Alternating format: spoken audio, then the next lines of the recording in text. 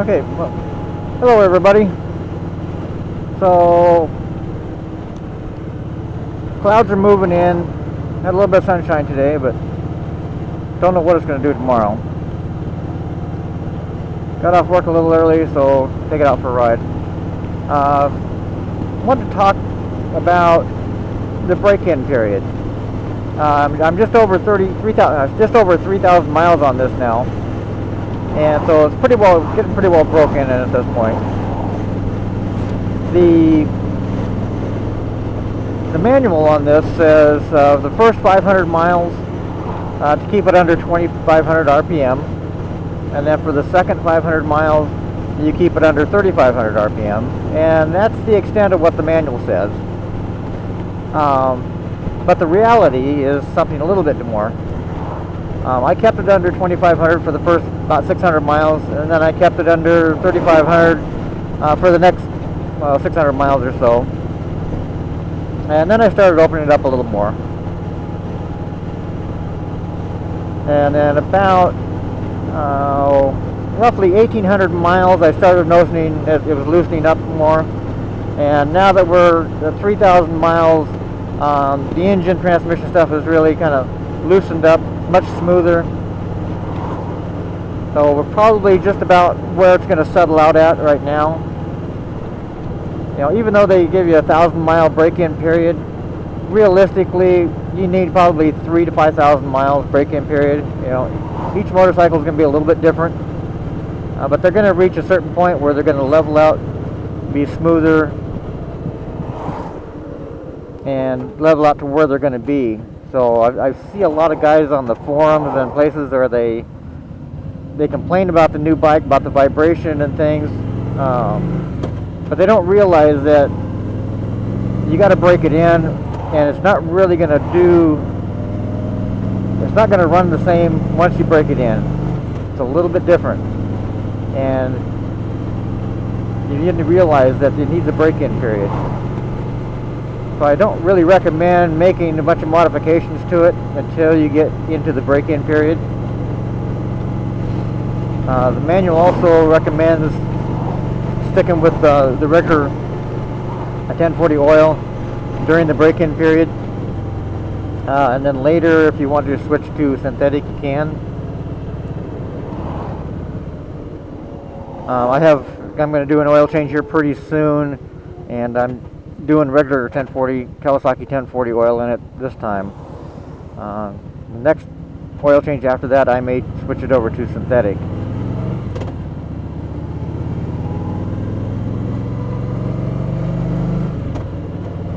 But quite often people don't realize that the engine needs a break-in period. And every motorcycle is a little different as far as what it's going to require on a break-in period, and it's a little different on a motorcycle than it is on a car. Most of your newer cars, they have a break-in period whether you want you to take it easy for the first 1,000 miles or 500 miles or whatever it is. But you're really not going to notice a difference in the driving of it after the break-in period. Whereas a motorcycle, you are going to notice a difference.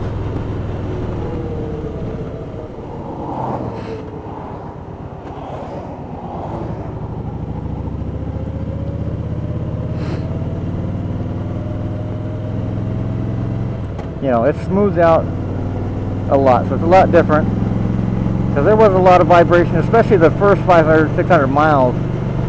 There was a lot of vibration, but after that it's been pretty good, and now that it's getting broken in, it's been pretty good. The RPM's redline at 6,000 RPM, but the reality is you never need to approach that. Realistically, it's not that often that you would have to go above maybe 4,000 RPM, 4,500 at the most. Not that it won't handle it, but you really don't need to. You got enough gears that it's not an issue. The sweet spot on this is about 2,800 RPM. That's where it has the maximum torque, and that's where it tends to idle out and be nice and smooth on the freeway. But anywhere from about 2,400 to up to 3,000, 3,200 right in there. It's pretty smooth on the freeway.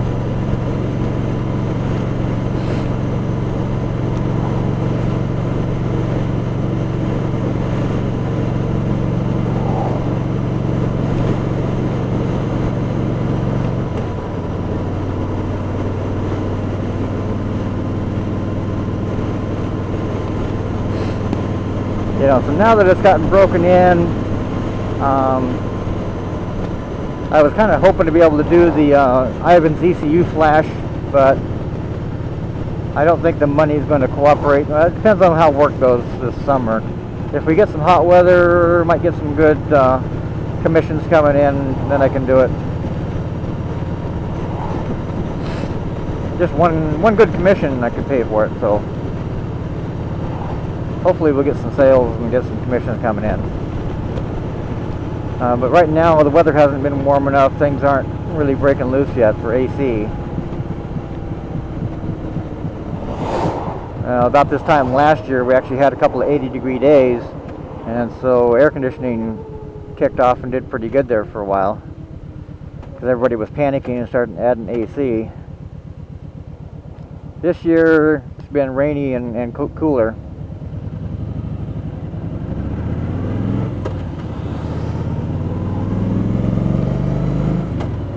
I'm hoping we have a hot summer though. The weather's supposed to start getting up into the 70s here about another week or so. That will be nice. Because around here you start getting up into the 70s. It's pretty nice out here with the sun shining in the 70s.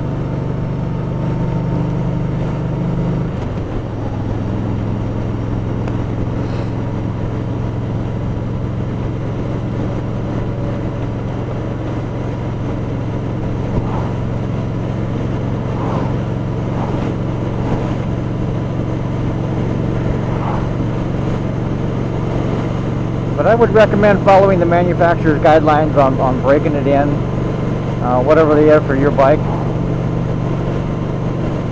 If you do something crazy with it during break-in period and something goes wrong,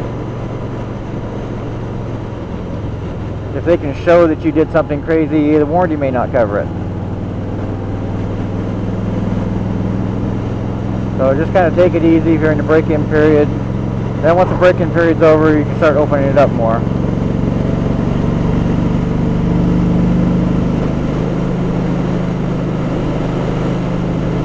You know, and a lot of people with these V-twin engines, they don't understand that there's vibration with the V-twin engine. No matter what you do, there's a certain amount of vibration.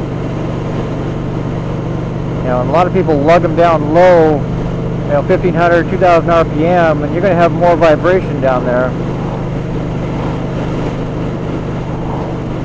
You need to get up, generally for operating, you need to get up past 2,500 RPM realistically. You know, I mean, you can cruise at lower speeds too, but it's going to smooth out more as you get into the upper 2000s.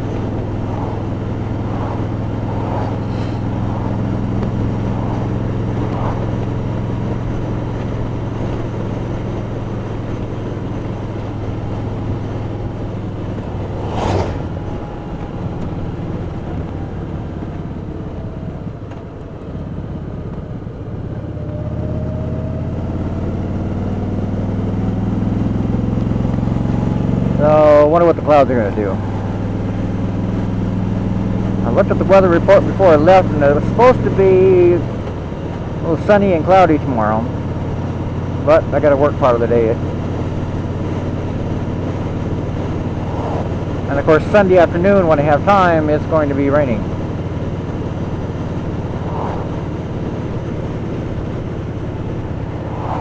So I've had this bike for what, going on 6 months now, and only a little over 3,000 miles. And that's pretty pathetic.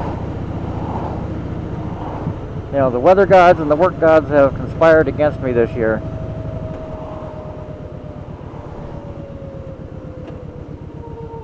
So hopefully you get some warmer weather here next month and start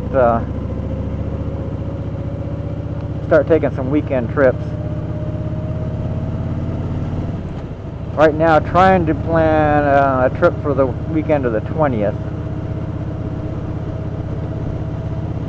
And then I have to see about Memorial Weekend, what's going on with that one. I think they've got me working Memorial Weekend.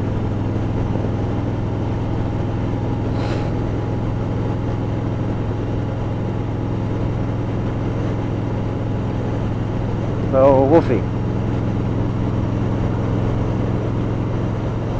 So here pretty soon, probably next few days, I'm going to do an oil change and go through and service this, check all the fluid levels and check everything, the belt and check everything, front to back, top to bottom,